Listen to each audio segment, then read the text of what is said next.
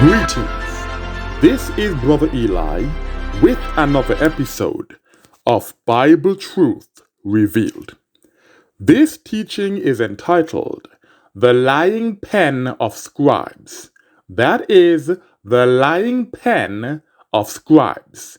And it is based on Jeremiah chapter 8 verse 8 in the Holy Scriptures, which Christians call the Old Testament. Most Christians consider the Torah, or law of the Most High, to be irrelevant today. They say things such as, the law was nailed to the cross, and that we are not under the law. Therefore, it should come as no surprise that some Christians interpret Jeremiah chapter 8 verse 8 to mean that the Torah was corrupted by the scribes and that it cannot be trusted.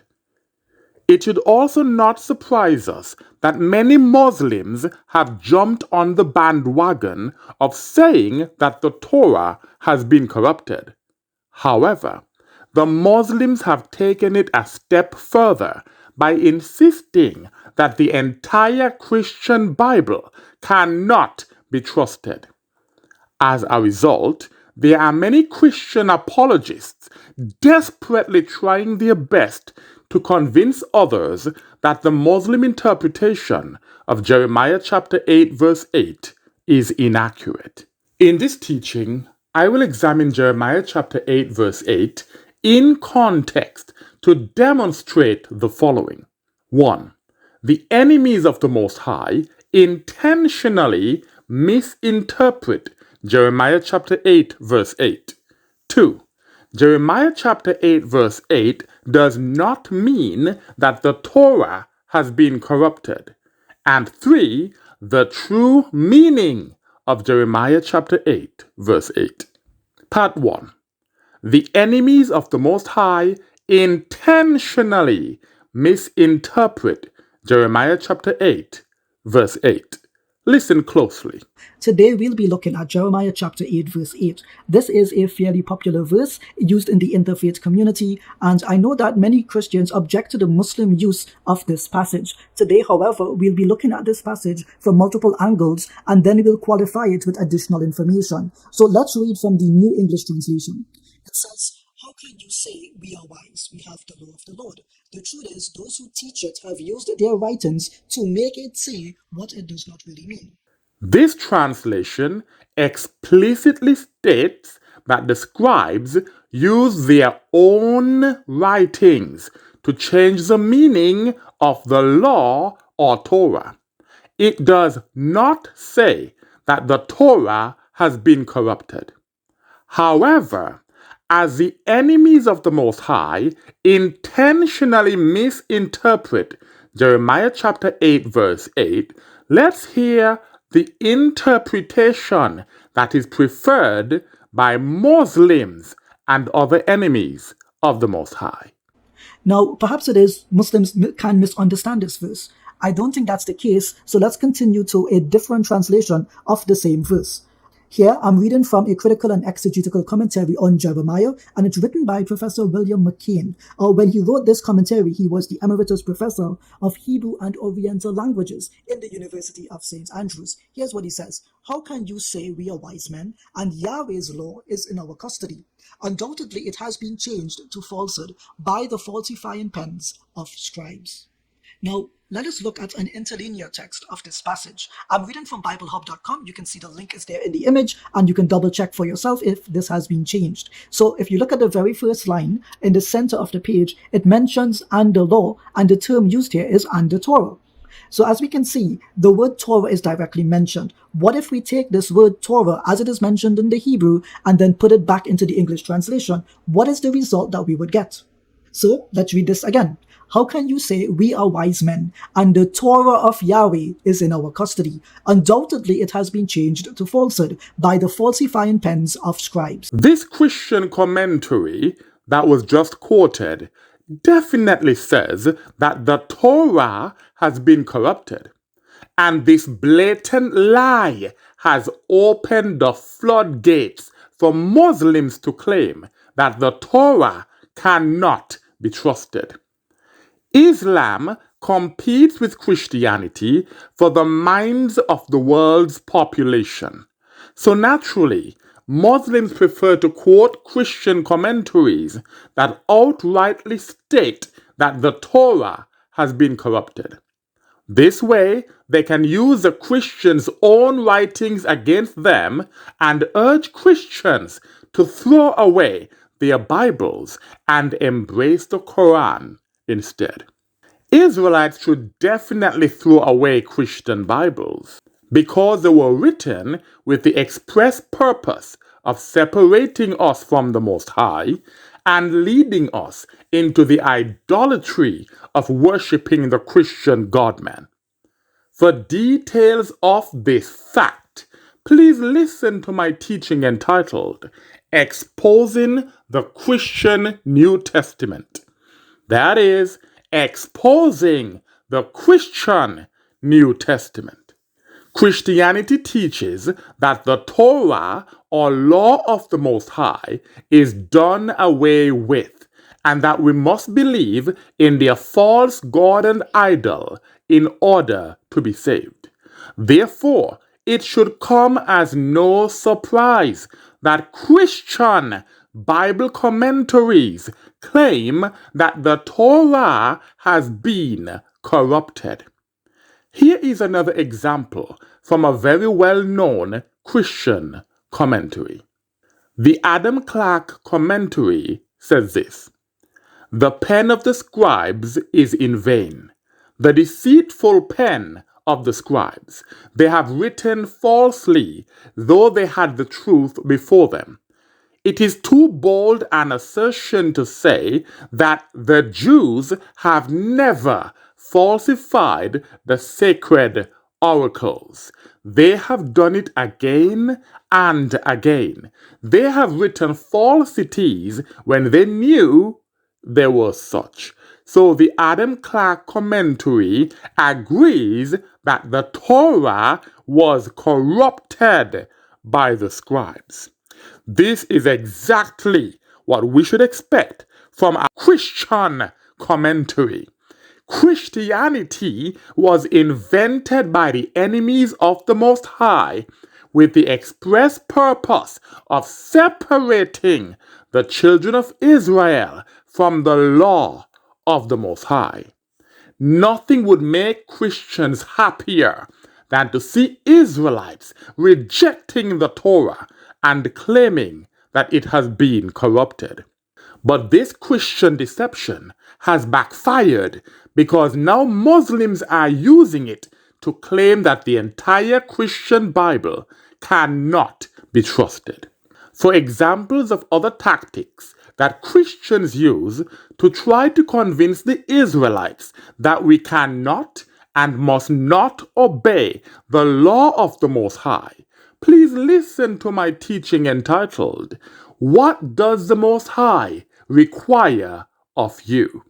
That is, what does the Most High require of you? Muslims are not the only ones to claim that the Torah has been corrupted. This claim is also made by people who hate the laws of the Most High and insist on rejecting the parts of the Bible that are not to their liking. For example, if they do not want to keep the Sabbath day holy, they say that the Sabbath commandment was added by the lying pens of the scribes. If they refuse to follow the dietary law, they say it was written by the lying pen of the scribes. Wicked, rebellious people claim that any passage in the Holy Scriptures that they do not like was added by the lying pen of the scribes. Just listen to this Gentile and you will understand what I'm talking about. They know that we've recognized, and Jeremiah recognized the lying pen of the scribes. I mean, that's the verse I was going to open up with. He says, they have made the law of God into a lie, the law of Yahweh. They have made it into a lie. So obviously the prophet, who you would think his words should amount to something for any Torah keeper, you would think they would amount to something, but for some reason, People don't want to hear about the lying pen of the scribes or how they have made the law into a lie. Just like the Muslims have their ulterior motive when teaching that the Torah has been corrupted, this Gentile needs to make people distrust the scriptures so they can stop eating meat. Eating meat has always been a significant part of Israelite culture, and the Holy Scriptures are packed with examples of animal sacrifices and meat eating. But this Gentile rejects Israelite culture.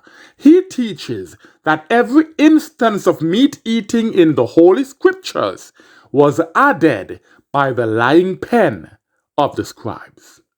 But it's not only Gentiles that want to rewrite the scriptures to promote their own agenda.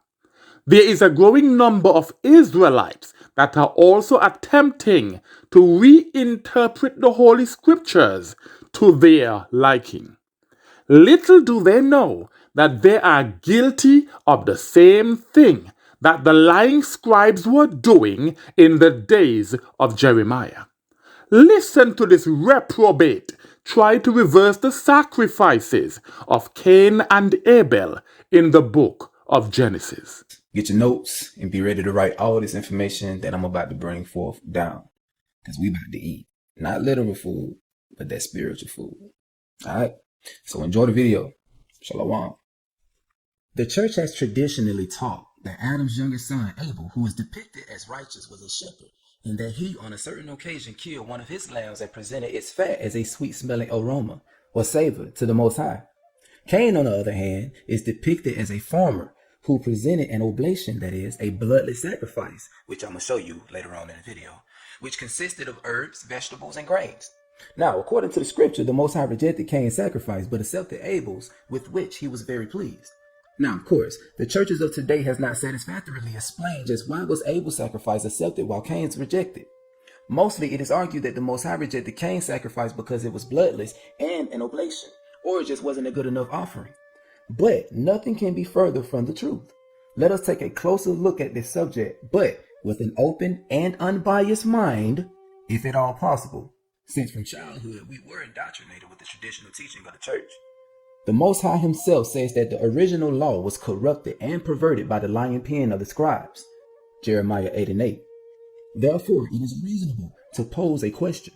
Is it possible that here we deal with the lying pen of the scribes, and that the role of Abel and Cain is actually reversed? That is it at all possible that the original and uncorrupted text actually said that Abel presented an oblation and a bloodless sacrifice, while Cain actually slaughtered an animal and presented its fat portions in sacrifice to the Most High? I believe this to be the case. This reprobate is attempting to reinterpret the story of Cain and Abel to justify his false veganism doctrine. According to the book of Genesis, the Most High accepted Abel's animal sacrifice, but this liar refuses to accept it because it does not fit his false vegan agenda. Therefore, just like the Gentile that we saw a moment ago, he also claims that meat eating was added to the Holy Scriptures by the lying pen of the scribes.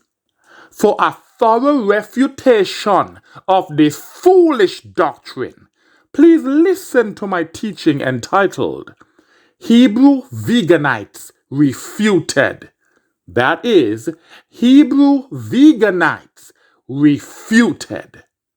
If we truly desire to gain a better understanding of the Holy Scriptures, we must examine it in context, not based on the private interpretations of lawless Christian commentators, Muslim detractors, or vegans that hate the dietary laws and any part of the Holy Scriptures that speaks of eating meat.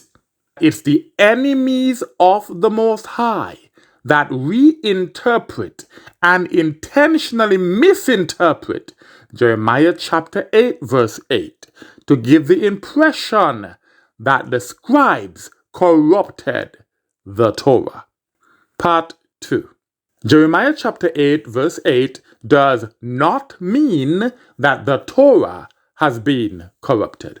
To demonstrate that Jeremiah chapter 8, verse 8 does not mean that the Torah has been corrupted, I will examine this verse in 1, its immediate context, and 2, the context of the very next chapter, which is Jeremiah chapter 9. So firstly, let's examine Jeremiah chapter 8, verse 8 in its immediate context. Jeremiah chapter 8, I'm reading verses 8 to 9. Jeremiah chapter 8, verses 8 to 9 in the Brenton Septuagint translation reads thus: How will ye say, we are wise, and the law of the Most High is with us? In vain have the scribes used a false pen.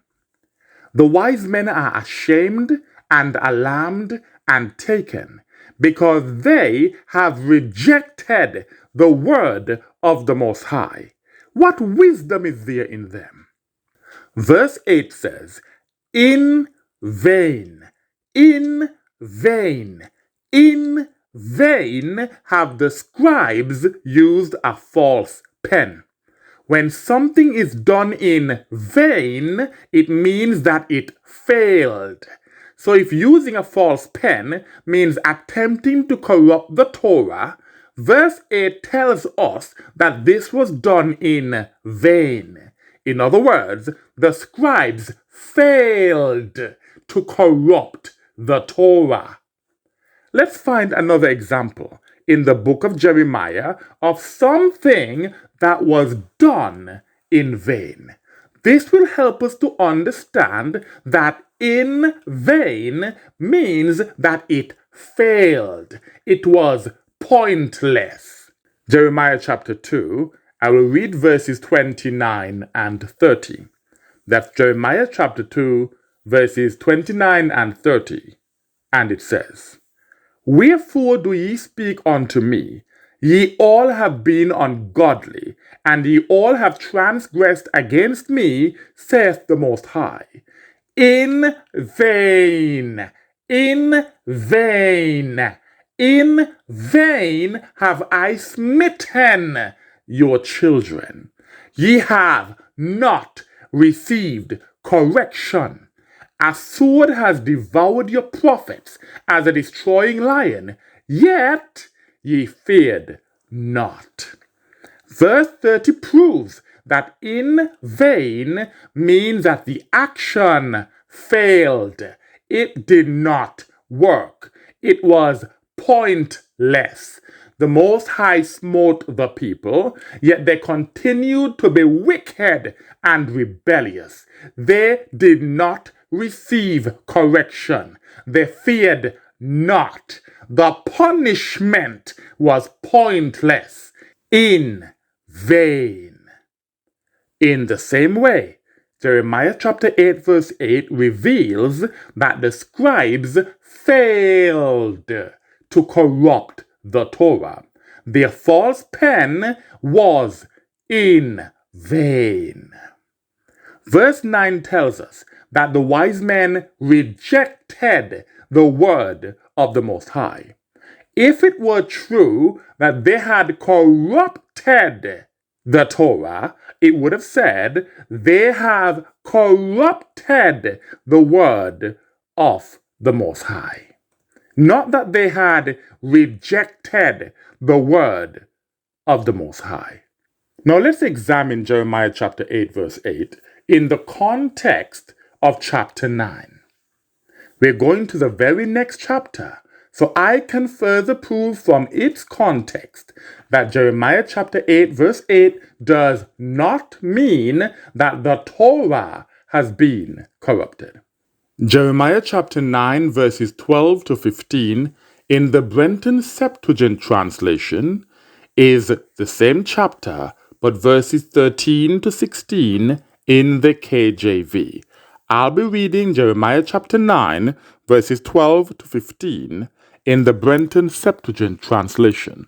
It says, "And the Most High said to me, Because they have forsaken my law, which I set before them, and have not hearkened to my voice, but went after the lust of their evil heart, and after the idols which their fathers taught them to worship.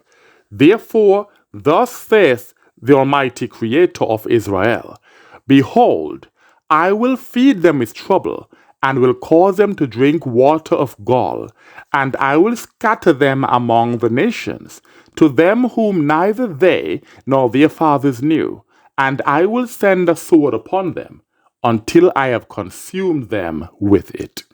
The Most High said that he would destroy the people for forsaking, which means rejecting, his law. However, he made no mention of the Torah being corrupted.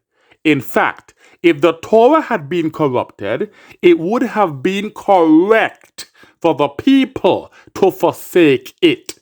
Rather than threatening to punish them for forsaking a corrupt Torah, it would have made more sense for the Most High to offer to restore the true Torah in the same way that he offered to restore the 10 Commandments after Moses broke the tables of stone in his fit of anger. We can find this in Exodus chapter 34, verse 1. When the tables with the 10 Commandments were broken, the Most High restored them. Therefore, if the Torah had been corrupted, the Most High would have restored it as well. Yet, he did not offer to restore the Torah because it was never corrupted. It should be clear by now that Jeremiah chapter 8 verse 8 does not mean that the Torah has been corrupted. Part 3. The true meaning of Jeremiah chapter 8 verse 8.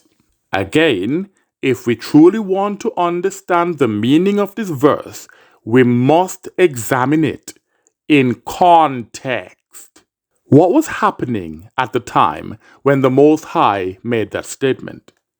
I encourage you to read Jeremiah chapters 1 to 7 so that you can understand the context of chapter 8. But I will choose a few passages that will help to get straight to the point. Jeremiah chapter 5, I will read verses 11 to 12, 15 to 17, and 30 to 31. That's Jeremiah chapter 5, verses 11 to 12, 15 to 17, and 30 to 31. It reads thus: For the house of Israel have indeed dealt treacherously against me, saith the Most High. The house of Judah also have lied to their power. And they have said, These things are not so. No evil shall come upon us, and we shall not see sword or famine. It is written in the Torah that if we sin against the Most High, he will send evils upon us. Yet, at the time of Jeremiah, our forefathers were doing all kinds of wickedness and saying that no evils would come upon them. They rejected the Torah, just like many people are doing today. So let's hear the judgment upon those wicked people. Verse 15. Behold, I will bring upon you a nation from far, O house of Israel, saith the Most High, a nation the sound of whose language one shall not understand. They are all mighty men, and they shall devour your harvest and your bread, and shall devour your sons and your daughters, and they shall devour your sheep and your calves, and devour your vineyards, and your fig plantations, and your olive yards, and they shall utterly destroy your strong cities, wherein ye trusted with the sword. These are some of the curses that are written in the Torah. When we break the commandments of the Most High, he sends our enemies to punish us by taking us into slavery. This is also why the children of Israel are scattered in the lands of our captivity to this very day. Many Israelites continue to reject the laws of the Most High, just like our rebellious forefathers did. For this reason, only a remnant or very small number of us will be saved. Verse 30. Shocking and horrible deeds have been done on the land. The prophets utter unrighteous prophecies, and the priests have clapped their hands, and my people have loved to have it thus. And what will ye do for the future? Again, just like today, there were many false prophets in Jeremiah's day. They taught the people that they could disregard the Torah and everything would be okay. This is why the people were so emboldened to do whatever they wanted to do without fear of punishment. Those Israelites who teach that we cannot keep the commandments in the lands of our captivity, that it is a sin to eat meat, or that we should rip any page out of the Holy Scriptures that speak about animal sacrifices, or whatever else they disagree with, are doing the same thing that the false prophets did back in the time of Jeremiah. And they and everyone that follows them will be destroyed. Jeremiah chapter 6, verses 13 to 14, verse 19, and verses 22 to 23. That's Jeremiah chapter 6, verses 13 to 14, verse 19, and verses 22 to 23. It says, For from the least of them even to the greatest, they have all committed iniquity. From the priest even to the false prophet, they have all wrought falsely. And they healed the breach of my people imperfectly, making light of it, and saying, Peace, peace. And where is peace? So these false prophets, these false teachers, the false priests were telling the people, don't worry about it. They were making light of the punishments, the curses that are written in the Torah. They were encouraging the people to reject the Torah, to forsake the Torah, to disregard the Torah, because they were saying no punishment is coming. There's only peace. So you can do what you want to do. You don't have to keep any of the commandments, and everything is going to be all right. But the Most High says, where is peace? Because he knows that destruction was coming upon the people. Verse 19, Hear, O earth, behold, I will bring evils upon this people, even the fruit of their rebellions. So when we rebel against the Most High, he brings evil upon us. And this is why we need to repent while we still can. For they have not heeded my words, and they have rejected my law. This again was another opportunity for the Most High to say, they have corrupted my law, but it does not say that. It says they have not heeded my words, which means they rejected my words. They are not listening to my words. They're doing what they want to do. And they have rejected, not corrupted, but rejected my law. Verse 22. Thus says the Most High, Behold, a people comes from the north, and nations shall be stirred up from the end of the earth. They shall lay hold on bow and spear. The people is fierce and will have no mercy. Their voice is as the roaring sea.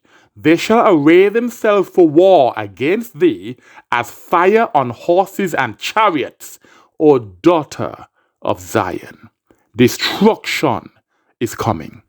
This is the context of Jeremiah chapter 8, verse 8. The Israelites had rejected the law of the Most High because the priests and the false prophets were teaching them that there would be no consequences for breaking the commandments. They were profaning the Sabbath day, rejecting the dietary law, and doing whatever they pleased instead of obeying the Most High. Now that we understand the context, we can examine Jeremiah chapter 8 verse 8 to get the proper understanding of the verse. Jeremiah chapter 8 verse 8 says, "How will ye say, we are wise, and the law of the Most High is with us? In vain have the scribes used a false pen." Some people are of the assumption that the scribes only wrote the Torah, or law of the Most High. This is why they think that using a false pen means corrupting the Torah. However, that is not true. It is not accurate. The scribes wrote whatever the prophets told them to write. The prophet Jeremiah, for example, had a scribe called Baruch. The false prophets also had scribes that wrote the false prophecies of these false prophets.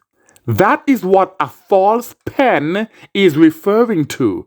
The false prophecies that were written by the scribes of false prophets. Let me give an example of something that was written by Jeremiah's scribe, Baruch. Jeremiah chapter 43 in the Brenton Septuagint translation is chapter 36 in the KJV. I'll be reading Jeremiah chapter 43 verses 1 to 4 in the Brenton Septuagint translation. It says, "In the 4th year of Joachim, son of Josiah, king of Judah, the word of the Most High came to me, saying, Take thee a roll of a book, and write upon it all the words which I spoke to thee against Jerusalem and against Judah, and against all the nations, from the day when I spoke to thee, from the days of Josiah king of Judah, even to this day. Perhaps the house of Judah will hear all the evils which I purpose to do to them, that they may turn from their evil way, and so I will be merciful to their iniquities and their sins." So the Most High just told Jeremiah, take a roll of a book and write all the words that I said to you from King Josiah to this very day. Now let's look at what Jeremiah does in response to this request. Verse 4. "So Jeremiah called Baruch, the son of Neriah, and he," meaning Baruch, "wrote from the mouth of Jeremiah all the words of the Most High, which he had spoken to him, on a roll of a book." The scribes wrote whatever the prophets told them to write. Baruch wrote whatever Jeremiah told him to write, and the scribes of the false prophets wrote whatever the false prophets told them to write. This is what it means by using a false pen. They were writing false prophecies from the false prophets. There are no examples of the writings of the scribes of the false prophets in the Holy Scriptures because their writings were destroyed with them. The Holy Scriptures are called holy, meaning set apart, for a reason. Their contents was set apart for the children of Israel so that we can be holy or set apart, just like the Most High is holy. Despite the claims of malicious Muslims, silly Christians, and lawless reprobates, the Torah has not been corrupted. At the start of this teaching, we learned that there are two ways to interpret Jeremiah chapter 8, verse 8. The one that suggests that the Torah has been corrupted is the one that is preferred and promoted by most Muslims, some Christians, Sabbath breakers, whoremongers, and vegan reprobates. Nevertheless, this interpretation is completely divorced from the context of the book of Jeremiah. As such, we can confidently state that it is not a correct interpretation of Jeremiah chapter 8, verse 8. The correct interpretation is the very first one that was presented at the start of this teaching. Let's listen to it again. Let's read from the New English Translation. It says, "How can you say we are wise? We have the law of the Lord. The truth is, those who teach it have used their writings to make it say what it does not really mean." The scribes produced writings other than or besides the Torah. They wrote the words of the prophets, and these words were used to teach the people. Jeremiah chapter 8 verse 8 is saying that the false writings of the scribes were used to teach the people to reject the law of the Most High. To this very day, we have false teachers using their writings to make the Torah say what it does not really mean. Remember this guy? Who wrote the Bible? And kind of where I left off yesterday was, or at least what I summed up yesterday was that it's beneficial to consider other texts, even if they disagree with the Bible, because you can learn new things that we may be deceived about in the Bible. And someone even left a comment yesterday on that video that said, if you can't provide one shred of proof that the scribes added laws to the Torah, then be silent. And it's like, the problem is you're not willing to look outside of the Bible to see what other people had to say about it. So that's an example of a false teacher using extra biblical writings to make the Torah say what it does not really mean. Now let's listen again to the reprobate who tried to twist the story of Cain and Abel. Is it possible? And here we deal with the lying pen of the scribes, and that the role of Abel and Cain is actually reversed? That is it at all possible that the original and uncorrupted text actually said that Abel presented an oblation and a bloodless sacrifice, while Cain actually slaughtered an animal and presented its fat portions in sacrifice to the Most High? I believe this to be the case, and I also believe that I can give sufficient evidence to vindicate this belief. I will first of all give extra canonical material and then analyze it in the light of the biblical evidence. Yet again, this is an example of a false teacher using writings outside the Holy Scriptures to make the Torah say what it does not really mean. Both of these false teachers use writings outside the Holy Scriptures to change the meaning of what is written inside the Holy Scriptures. This is exactly what the false prophets and their scribes were doing in the days of Jeremiah. Let's take one last look at Jeremiah chapter 8, verse 8. How will ye say we are wise, and the law of the Most High is with us? In vain have the scribes used a false pen. Although the scribes of the false prophets produced their writings to undermine the Torah, they did so in vain. In vain. In vain. In other words, they wasted their time. What they did was pointless because in the end, both they and their writings were destroyed. They said peace, peace, but there was no peace. In the same way, the false teachers that try to reinterpret the Torah today to discourage our people from keeping the commandments, whether it be the Sabbath commandment, the dietary law, or something else, are doing so in vain. They are wasting their time. It is pointless because in the end, they and everyone that follows them will be destroyed. They cannot prevent the destruction that is coming upon them and everyone that believes their lies. In conclusion, Jeremiah chapter 8 verse 8 does not teach that the Torah has been corrupted. Instead, it reveals that the scribes were using their own writings to make the Torah appear to say things that it did not mean. False teachers continue to do the same thing to this very day, although the law of the Most High is perfect. Let me end with a word from Baruch, the scribe of Jeremiah, the true prophet. Baruch chapter 4 verse 1 is in the Apocrypha.